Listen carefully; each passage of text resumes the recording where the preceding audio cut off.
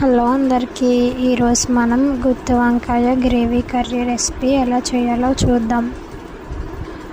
ఒక 4 ఆనియన్స్ తీసుకొని చిన్న పీసెస్గా కట్ చేసుకోవాలి. అలాగే 2 చిల్లీస్ని కూడా ఇలా పీసెస్గా కట్ చేసుకోవాలి.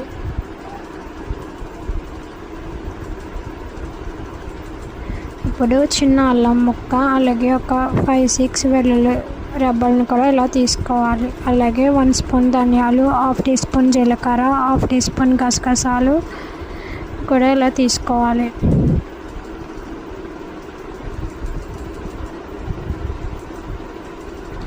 అలాగే ఇందులోకి 3 లవంగాలు, 1 యాలక్కాయను కూడా తీసుకొని వీటినన్నిటిని మెత్తగా గ్రైండ్ చేసుకోవాలి. ఇలా మెత్తగా గ్రైండ్ చేశాక ఈ పేస్ట్ని ఒక బౌల్లోకి తీసుకోవాలి. ఇలా ఒక బౌల్లోకి తీసాక ఇందులోకి 2 స్పూన్స్ కారం, 1/2 టీ స్పూన్ పసుపు, 1 స్పూన్ సాల్ట్ని కూడా యాడ్ చేయాలి.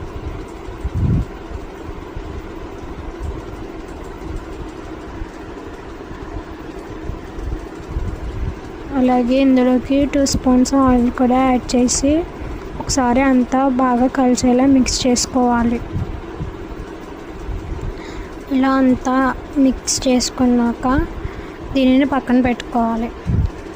ఇప్పుడు వంకాయని ఇలా 4 పీసెస్లా కట్ చేసుకోవాలి. ఇందులోకి మనం ముందుగా ప్రిపేర్ చేసుకున్న పేస్ట్ని స్టఫ్ చేసుకోవాలి.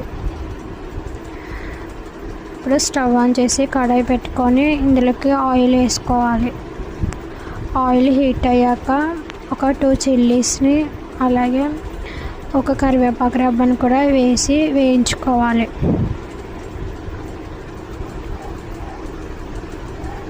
తర్వాత ఇందులోకి మనం ముందుగా రెడీ చేసుకున్న వంకాయలను కూడా యాడ్ చేసుకోవాలి.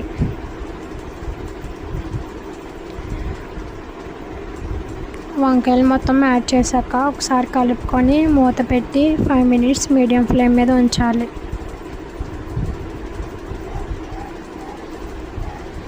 5 మినిట్స్ తర్వాత తీసి ఇందులోకి 1 గ్లాస్ వాటర్ని యాడ్ చేయాలి.